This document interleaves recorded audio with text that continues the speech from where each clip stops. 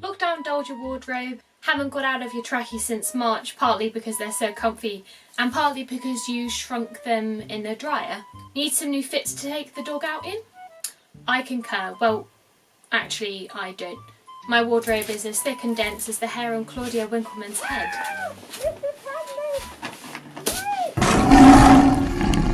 Aslan? But truth is, making clothes bring me joy, and as the joy of the Christmas spirit is being taken from me... Gosh, I guess that exorcism really did work. Anyway, and as the joy of Christmas spirit really was taken from me, I have to take my joyful moments where I can find them. Item number 1, the Chelsea girl dress. So called because I can definitely imagine one of the cast members of Made in Chelsea swishing down Kings Road in this.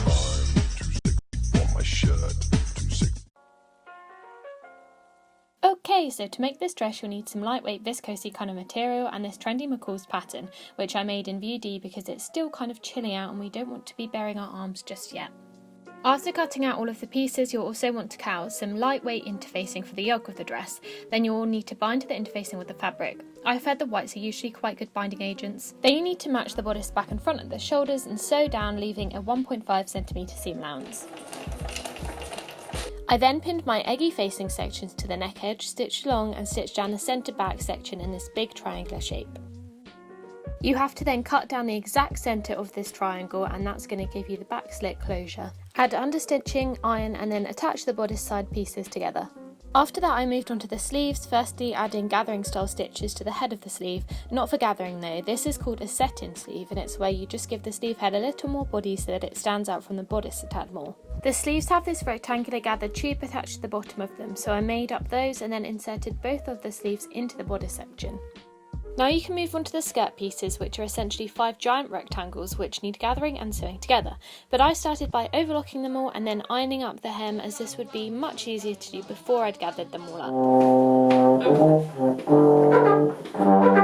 Then you can sew down the hem and start doing the gathering stitches. I mean, I don't really think you can tell that I'm doing this one-handed. Nah, not obvious. I've got to gather all of this to fit in this section. Then once that's done, I've got to gather this top bit to fit in the bodice. So it's going to be like that. You just want to make sure that the gathers are evenly distributed around the length of the fabric, and be warned, this bit takes so long. Once you've gathered all of those skirt sections and overlocked, gathered some more and then attached them to the skirt sections, you can go on to the final step, which is the making of the little ties. Now, if you had been sensible and decided you wanted that closure earlier on, you would have wedged these ties in between the bodice sections, but I didn't think of that, so I'm just taking mine and putting them on by hand. And then it's done and you can be the Chelsea girl of your dreams. Or not.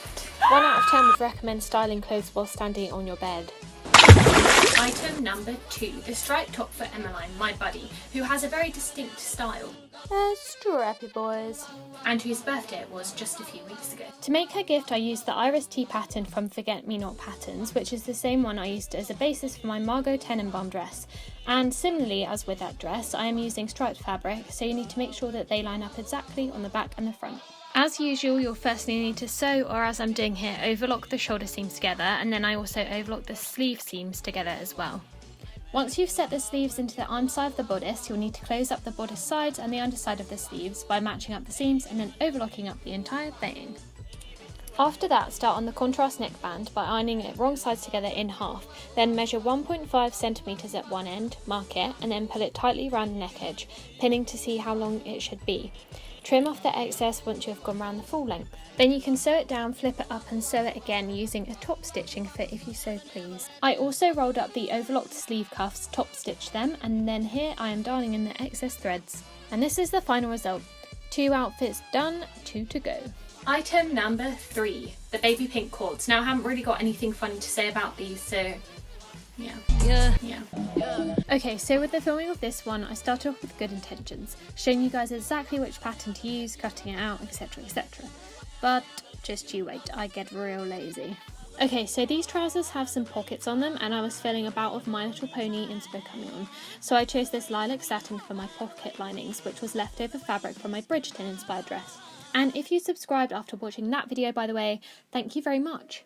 Right then, after sewing the outer edges of the pockets down, you'll need to flip them and then stitch the lining down really close like this. Oh, sorry, it seems that Specsavers have done me dirty yet again and you cannot see. Oh wait, that's way better. Then you can overlock down the leg lengths and pin and sew each trouser leg closed, but only up until the crotch point. Now this is the point where I got lazy and forgot to film, which isn't helped by the fact that I didn't include the flies which the pattern instructs you to make, but which I didn't want, because putting in flies would involve effort, and yeah, I'm lazy. But what you have to do now is put one of the trouser legs inside the other one, right sides together, and then sew them along the butt crack line. And then you get your front tab, attach 2 ties to it, and then take your waistband and attach your elastic to it at one end. Then right sides together, sew the front tab and the waistband far edges together. Then, and what I didn't film, is the whole stitching in the ditch part of the waistband and the hemming of the trouser bottoms. But then here I'm making sure that the elastic has an even bunching up around the waist by pulling it through the machine as I sew. And that's it for this garment. What the fuck is going on? Oh my god. Item number 4, the very top that I am wearing now. They're super cute, blue shot green, deep peony with the puff sleeves. With the puff sleeves!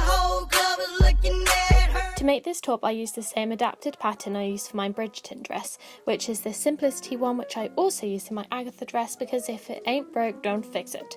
I started with the sleeves because they're super fun to do, so I cut out one smaller one and one bigger one for each arm, and then after overlocking them, sewed those 2 armpit seams together. Then put 2 gathering stitches along the top and bottom of the bigger sleeve between the notches, leaving a long thread at the end to pull up the gathers with. After that you'll need to turn both the smaller sleeve and the bigger one the right way round, and then put the smaller one inside the bigger one, matching at the seams. Pin the underarm seam and then match up the other end by pulling the fabric so that you can make sure it's equally distributed before pulling up the thread to make gathers. Once you've pulled them up enough so that they fit perfectly onto the smaller sleeve, pin the bigger and smaller sleeves together and sew down. And then you do the exact same for the other end. I recommend starting at the bottom edge first and then do the top. Oh, look at them, they're so cute. Because I wanted to use the bodice shape for my Bridgerton dress, but I didn't want that super cropped empire waistline, I used the original pattern to mark out the length and then the end of the dart placements, and then cut around the entire thing. I then sewed down the darts on the front and back bodice pieces, remembering not to backstitch when I got to the point, but leaving the threads long and then tying them into a knot to secure. If you want to know how to do darts in a bit more detail, I would watch my Agatha dress video. After that, I overlocked the shoulder raw edges and the sides. I then decided that I needed some interfacing in the back to support the eyelets, so I chose this super thin interfacing, which I would then have to supplement later on, but I didn't know this at the time.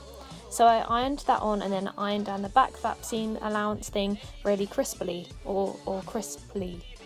Next, sew together the shoulder and side bodice seams and then make up some bias binding strips and just kind of like drape your head over it, showing your dead hair so no one can see what you're doing. Then iron down the bias binding so that it looks like bias binding and start attaching it to your neckband. Also make a smaller amount and then attach it to the sleeve cuff. Then put the sleeve inside the bodice and pin it down, matching up seams and notches, and then sew it into the armhole. Then you can mark where you want your eyelets. I did mine 3 cm apart, and then you can hammer them into place. Almost done now, just overlock the bottom of the top, roll it up by 1 cm and sew down. I also made some lacing in like the same way that I do bias binding, and more on that in the Bridgerton video, and then I laced it through, and that's done. It's finished. Super cute. Okay, so that's all for now, you little pinheads. Au revoir, and I'll see you in the next video. So now we're going to move on to the hem. Actually, I don't. My wardrobe is as thick and dense as the hair on Claudia Winkleman's head.